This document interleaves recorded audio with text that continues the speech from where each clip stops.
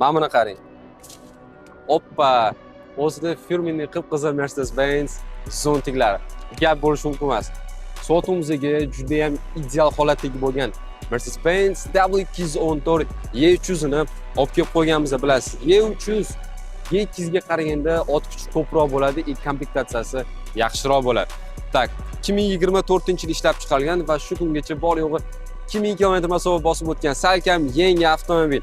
Buni ichki saloniga qarang, qoraga qora, eng top akustika, Burmester ga bo'lishi mumkin emas lekin borib.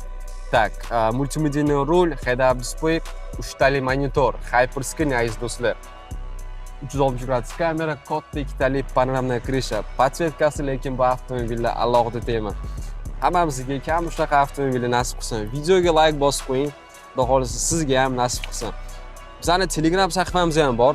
Srochno otib obuna bo'lib qo'ysangiz, birinchilardan bo'lib shunaqa markalarni ko'rsangiz bo'ladi. Tak, bu avtomobilimiz AMG Line bo'ladi. AMG Disco Pirelli shinlarida turibdi, ko'ryapsizlar. Tak, hozirgi kunda ushbu avtomobilimizni yangisini olib xarid qilaman desangiz, 100 mingdan 110 minggacha tushib ketasiz. Lekin men siz uchun bor yo'g'i 2000 km masofa bosib o'tganni 88 mingga topib qo'ydim. Gap bo'lishi mumkin emas. Olasiz, mazza qaydingiz. Menimcha bosib o'radigan joyi 88 mingga bor yo'g'i 2000 km masofa bosib o'tgan E300 qadab yuribsiz, E200 emas.